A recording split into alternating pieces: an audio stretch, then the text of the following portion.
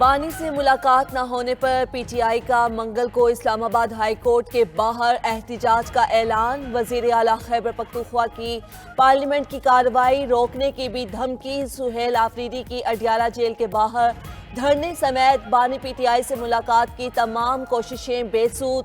Chief justice Islamabad high court से भी वजीर आला केपी की मुलाकात न हो सकी। मीडिया से गुफ्तगू में सुहेल आफरीदी ने कहा, chief justice Islamabad high court ने मिलने से इनकार कर दिया। अदालती हुक्म के बावजूद बानी पीटीआई से मुलाकात नहीं कराई जा रही। तमाम कानूनी और आईनी रास्ते अपना चुके। अगर अदालत इंसाफ ना कर पाए तो अवाम खुद इंसाफ करेंगे। अवाम इंसाफ करेंगे तो कानून भी हाथ में लेंगे। मिस्र के वजीर खारजा आज से पाकिस्तान का 2 रोज़ा दौरा करेंगे। मिस्री वजीर खारजा की इसहाक डार से 1-on-1 मुलाकात होगी। दोनों ममालिक के दरमियान वफूद की सतह पर भी मुज़ाकरात होंगे। सियासी, मुआशी, दिफाई और सकाफती ताउन के फ़रोग़ पर बातचीत मुतवक्के। 2 तरफ़ा ताल्लुकात का जायज़ा लेने समेत खित्ते और आलमी सूरत हाल पर तबादला ख्याल किया जाएगा। मुलाकात में गजा की सूरत हाल भी ज़ेर गौर आएगी। दौरे से पाकिस्तान और मिस्र के स्ट्रेटेजिक ताल्लुकात मज़ीद मजबूत होंगे।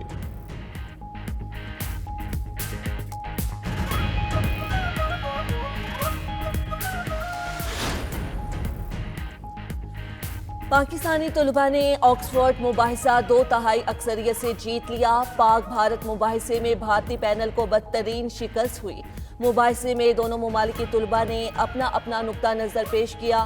पाकिस्तानी तलबा ने भारतीय बयानिए के जवाब में मंतक, कानून और अदाद शुमार की बुनियाद पर मौसर दलाइल दिए। भारतीय तलबा मुबाहिसे में उठाए गए सवालात का मौसर जवाब ना दे सके।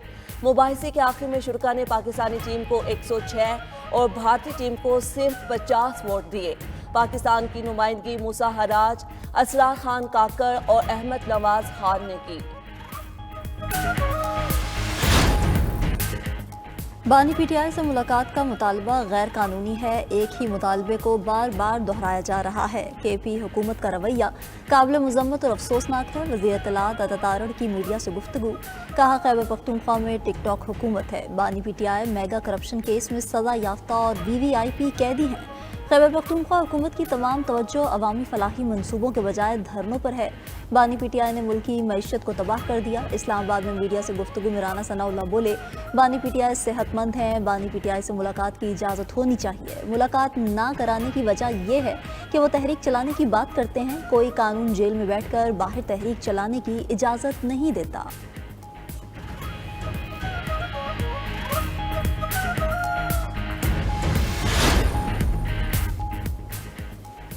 बानी से मुलाकात न कराने पर पीटीआई का सेनेट और कौमी असम्बली में एहतजाज। शोर शराबा, नशिस्तों से खड़े होकर नारेबाजी, ऐवान से वॉकआउट। सेनेटर अली जफर ने सेनेट में ज़ाहिर ख्याल करते हुए कहा, बानी की सेहत से मुताल्लिक़ खबरों पर तशवीश है। बानी से मुलाकात के मुतालबे पर कोई जवाब नहीं आया। सेनेट सेशन में हिस्सा नहीं लेंगे। सेनेटर राजा नासिर अब्बास ने कहा, वज़ीर आला केपी धरने पर बैठे रहे लेकिन मुलाकात नहीं होने देंगे। उधर तारिक फजल चौधरी ने कहा, बानी पीटीआई की खराबी सेहत से मुतालिक खबरों में कोई सदाकत नहीं। सोशल मीडिया पर झूठी खबरें चलाई गईं। उधर पंजाब असम्बली में भी पीटीआई अरकान ने बानी से मुलाकात न करवाए जाने के खिलाफ एहतजाज रिकॉर्ड करवाया।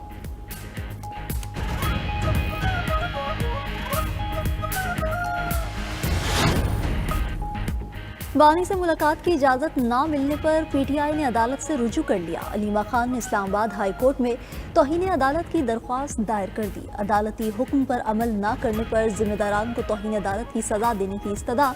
इंसदाद दहशतगर्दी अदालत रावलपिंडी में भी अलीमा खान और सलमान अकरम राजा की बानी से मुलाकात के लिए दरख्वास्त दायर। मौक़िफ़ इख्तियार किया कि GHQ हमला केस की समाअत 3 दिसंबर को मुकर्रर है। बानी पीटीआई से मुशावरत करनी है। बानी पीटीआई की लीगल टीम और फैमिली को मुलाकात की इजाज़त दी जाए।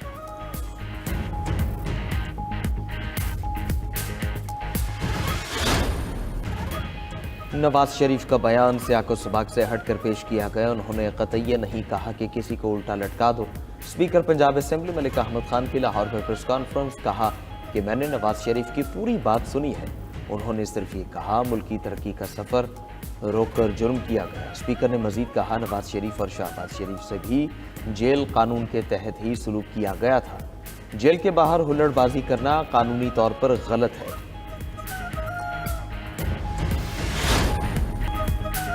ईरान ने जंग में अमेरिका और इसराइल को शिकस्त दी। ईरानी कौम ने 12 रोज़ा जंग में तारीखी कामयाबी हासिल की। ईरानी सुप्रीम लीडर आयतुल्लाह खामनाई का सरकारी टीवी पर खिताब, कहा कि दुश्मन पूरी तैयारी से आया मगर शिकस्त खाकर वापस लौट गया। ईरानी दिफाई निज़ाम ने दुश्मन की हिकमत अमली नाकाम बना दी। अमेरिका और इसराइल भरपूर कोशिश के बावजूद अहदाफ हासिल करने में नाकाम रहे। ईरानी कौम हर बैरूनी जारहियत का मौसर जवाब देने की सलाहियत रखती है।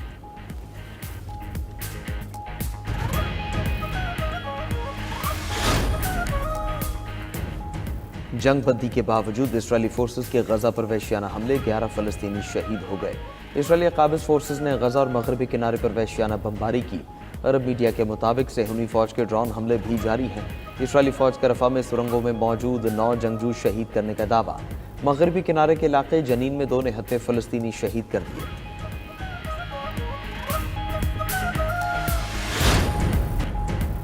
ज़िमनी इलेक्शन में नताइज के अमल में शफाफियत का खला पाया गया। ज़िमनी इंतखाबात में वोटर्स टर्नआउट इंतहाई कम रहा। ज़्यादातर हलकों में टर्नआउट 50% से भी कम रहा। फैफिन ने ज़िमनी इंतखाबात के हवाले से रिपोर्ट जारी कर दी।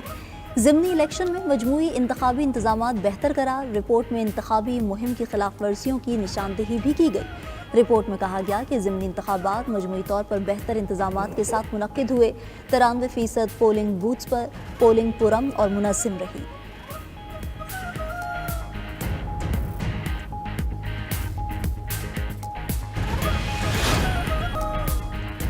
नेपाल के 100 रुपए के करेंसी नोट से भारत सीख पा। नेपाली 100 रुपए के नोट पर नेपाल का नया नक्शा प्रिंट है। करेंसी नोट पर मुतनाज़ इलाकों को नेपाल का हिस्सा दिखाया गया है। भारत ने करेंसी नोट को नाकाबिले कबूल करार दे दिया।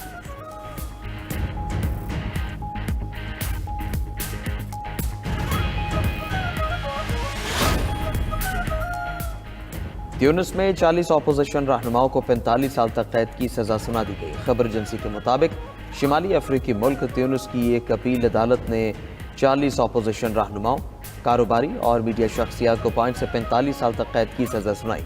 इन शख्सियात पर रियासती सलामती के खिलाफ साजिश करने का इल्जाम लगाया गया था।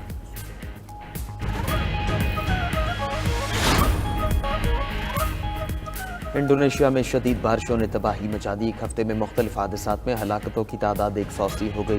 श्रीलंका में साइक्लोन तूफान ने तबाही मचा दी। शदीद बारिशों और सैलाब से 56 अफराद हलाक हो गए। कई इलाकों में मकानात ज़िरियाब और फसलों को शदीद नुकसान।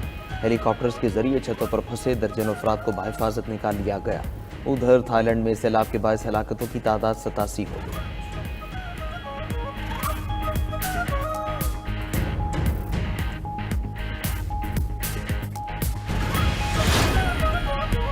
हांगकांग के रिहायशी कॉम्प्लेक्स में लगने वाली आग ने 128 अफराद की जिंदगी छीन ली। 200 से ज़ायद ताहाल लापता हैं। हुकूमत ने मुतासरीन के लिए 300 मिलियन हांगकांग डॉलर का फंड कायम करने का ऐलान कर दिया।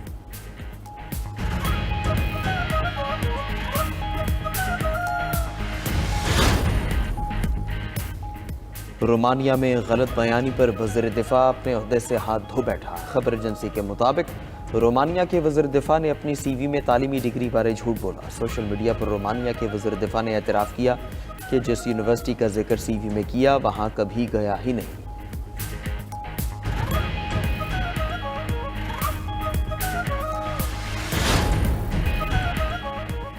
शुगर के मरीजों के लिहाज से पाकिस्तान पहले नंबर पर आ गया। मुल्क की 30% से ज़ायद आबादी शुगर के मरीज। मुतासर अफराद में नौजवानों की तादाद भी बढ़ने लगी। इंटरनेशनल डायबिटीज़ फेडरेशन की रिपोर्ट में चौंका देने वाले हक़ाइक़ सामने आ गए। रिपोर्ट के मुताबिक पाकिस्तान में शुगर की शरह 30.8% है। कुवैत 25% के साथ दूसरे, मिस्र तीसरा और कतर चौथे नंबर पर है।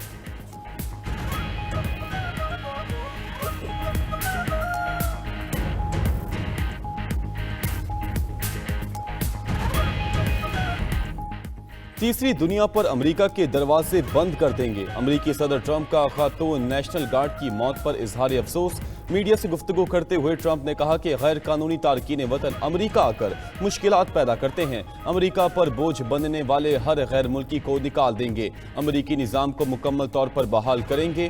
गैर मुल्की शहरियों के लिए तमाम विफाकी मराद और सब्सिडीज खत्म कर दी जाएंगी। मुल्की अमन को नुकसान पहुंचाने वाले तारकीन वतन को मुल्क बदर कर दिया जाएगा। ट्रंप हुकूमत का 19 ममालिक के शहरियों के ग्रीन कार्ड्स का दोबारा जायजा लेने का फैसला। उधर व्हाइट हाउस हमले में जख्मी अमरीकी एहलकार चल बसी। 20 साला सारा बैकस्ट्रॉम का ताल्लुक वेस्ट वर्जीनिया से था।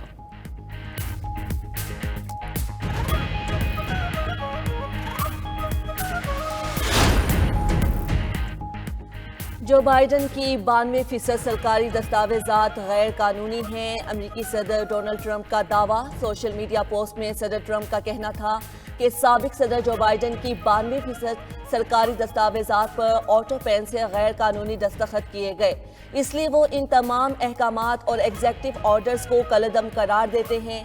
सदर ट्रंप ने इल्जाम लगाया कि इन अहकामात की मंजूरी में जो बाइडन शामिल नहीं थे, उनकी जगह ऑटो पेन के जरिए दस्तखत किए गए।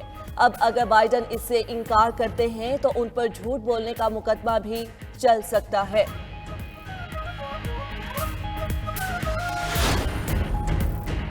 यूक्रेन के सदर व्लादिमीर ज़ेलेंस्की के चीफ ऑफ स्टाफ के घर पर एंटी करप्शन का छापा। एंड्री यरमार्क ने अपने घर छापे के बाद इस्तीफा दे दिया। यरमार्क अमेरिका के हिमायत याफ्ता अमन मुज़ाकरात में यूक्रेन की नुमाइंदगी करते रहे हैं। आला सतह की बदनवानी की तहकीकात ने यूक्रेन हुकूमत को ऐसे वक्त में बहरान में डाल दिया जब यूक्रेन रूस के खिलाफ अपनी बका की जंग लड़ रहा है। उधर वाशिंगटन की जानिब से मुज़ाकरात के लिए दबाव बढ़ने लगा।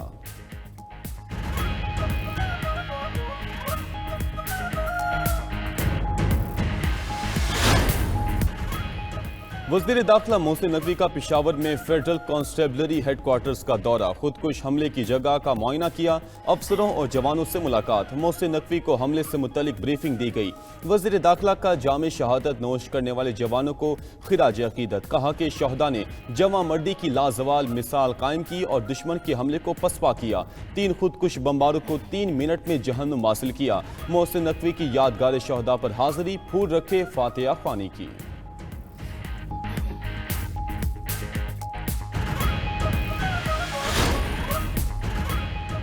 खैबर पख्तूनख्वा के मुख्तलिफ इलाकों में शदीद धुंध, हद निगाह इंतहाई कम। मोटरवे M1 सवाबी से बुरहान तक बंद कर दी गई। शहरियों को धुंध के औकात में गैर जरूरी सफर से गुरेज का मशवरा।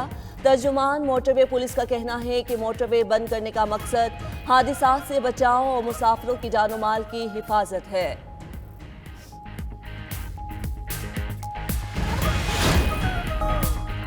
नेतन्याहू का भारत में बसने वाली यहूदी बरादरी को इसराइल लाने का फैसला। गैर मुल्की मीडिया के मुताबिक इसराइली हुकूमत ने इमिग्रेशन वजीर की तजवीज़ की मंजूरी दे दी। मणिपुर और मिजोरम से यहूदी बरादरी को इसराइल मुंतकिल किया जाएगा। अगले साल के आखिर तक 1200 यहूदी इसराइल मुंतकिल किए जाएंगे।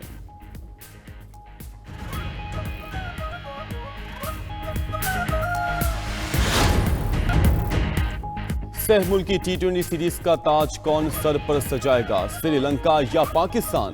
फाइनल टाकरे का आज सजेगा मैदान। कप्तान सलमान अली आगा टीम की जीत के लिए पुरअज़्म। फाइनल से पहले कप्तानों का ट्रॉफी शूट। क्लासिकी मौसीकी, दोस्ती और चाय का मुनफरिद इम्तजाज देखने में आया। दोनों कप्तानों ने ट्रॉफी के साथ दिलचस्प पोज दिए। और मरी में पतझड़ से मलका कोहसार का हुस्न मजीद निखर गया। जर्द भूरे पत्ते गिरने से जमीन की तह जर्दी माइल हो जाती है। हर सू बिछी जर्द चादर दिल फरेब मंजर पेश करती है। दिलकश मनाजिर से सयाह भी खूब लुत्फ उठाते हैं।